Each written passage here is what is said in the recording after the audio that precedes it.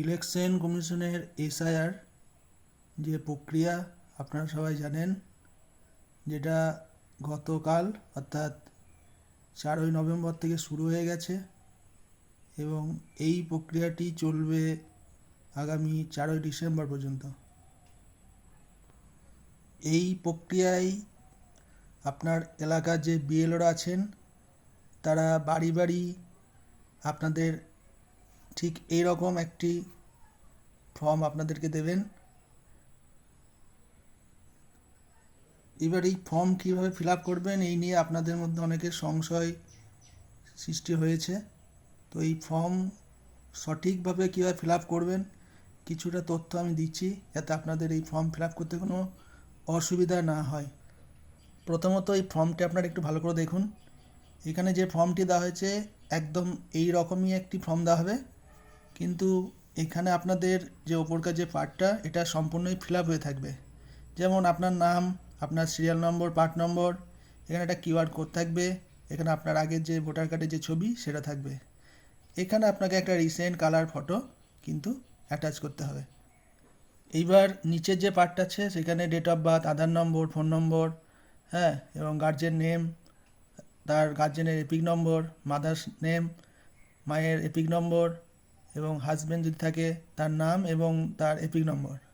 এখানে একটা পার্ট আছে, এখানে কিছু ডিটেলস, এখানে একটা পার্ট আছে, এখানে কিছু ডিটেলস, এখানে কিছু এখানে পার্ট নম্বর, সিরিয়াল নম্বর ইত্যাদি ইত্যাদি, এবং সর্বশেষ এখানে সই। তো এই যে এরকম একটি ফর্ম আপনার বাড়িতে আসবে, বিএলওরা আপনাদের বাড়িতে দুটো ফর্ম দেবে এরকম, যার মধ্যে একটি আপনাদেরকে রিসিভ করে স্ট্যাম্প সই দিয়ে আপনাকে জমা দেবে, আর একটি যারা বিএলওরা আসবেন তারা ওটা নিয়ে নেবেন নিজেদের কাছে।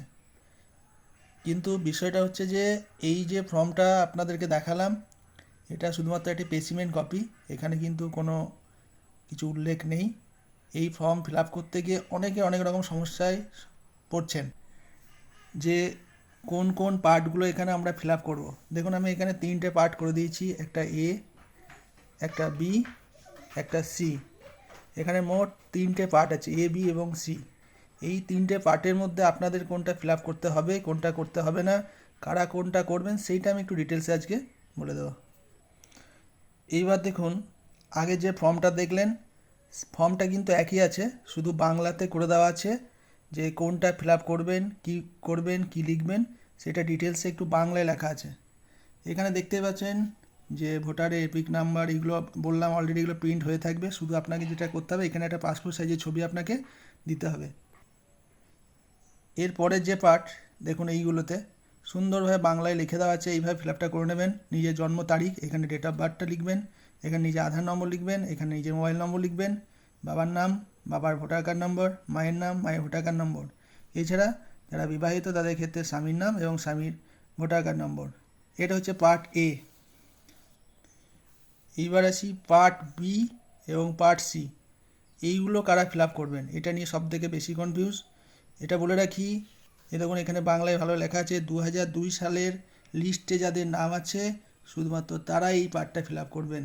তাদের নিজের নাম, ভোটার কার্ড নম্বর, বাবা বা মায়ের নাম, বা যার ডিটেলস দিচ্ছেন তার সম্পর্ক, এখানে জেলার নাম, রাজ্যের নাম এবং আপনার বিধানসভা। এখানে নিচেতে বিধানসভার নম্বর, বুথ নম্বর, সিরিয়াল নম্বর, বিধানসভার নম্বর, বুথ নম্বর, সিরিয়াল নম্বর। এটা এই সি পার্টের ক্ষেত্রে। এইবার সি পার্ট, এই সি পার্টটা কারা ফিল আপ করবে? সি পার্ট এখানে লেখা আছে, দেখে নিন ভালো করে। 2002 সালের লিস্টে যাদের নাম নেই কিন্তু তার পরিবারে কার যদি নাম থাকে, অর্থাৎ বাবা, মা বা রক্তের সম্পর্কের কারো, তার ডিটেলসটা এখানে পরপর দিতে হবে। যেখানে বাবার নাম বা মায়ের নাম বা রক্তের সম্পর্কে যার নাম দিচ্ছেন তার নামটা, তার ভোটার কার্ড নম্বর, যার নাম দিয়েছেন তার যিনি গার্জেন আছে বাবার নাম, কী সম্পর্ক, জেলার নাম, রাজ্যের নাম এবং বিধানসভা। এবং সর্বশেষে আপনাকে যেটা করতে হবে, এই যে ডিটেলসগুলো দেওয়া আছে 1, 2, 3 এটা পড়ে নিয়ে এখানে নিজের একটা সই করতে হবে। সেটা আপনি বাংলাতেও করতে পারেন বা ইংরেজিতে।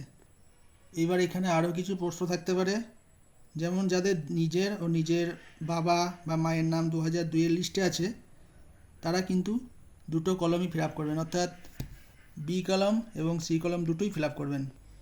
এছাড়াও পরিবারের কোনো সদস্য, আপনার পরিবারের কোনো সদস্য যদি বাইরে কর্মক্ষেত্র বা পড়াশোনার জন্য বাইরে থাকে, সেই ক্ষেত্রে তার ফর্মটা কি করবেন? তাকে কি আসতে হবে? তিনি যদি বিশেষ কারণে না আসতে পারেন, তার ফর্মটা তার বাড়ির কোনো সদস্য, প্রাপ্তবয়স্ক সদস্য, সেটাতে নিজের স্বাক্ষর এবং তার কি সম্পর্ক সেইটা নিচে লিখে তার সেখানে সই করে সেটাও জমা দিতে পারেন। এক্ষেত্রে আশা করছি কোনো অসুবিধা হবে না।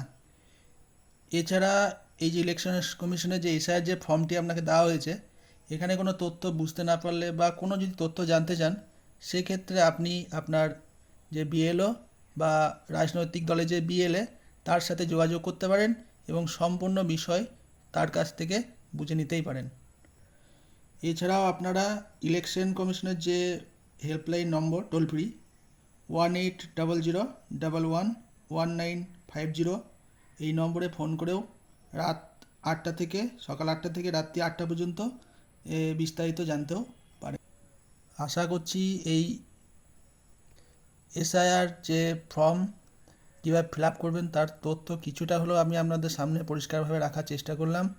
আশা করছি আপনাদের এই ফর্ম ফিল আপ করতে আর অসুবিধা বিশেষ হবে না। ধন্যবাদ।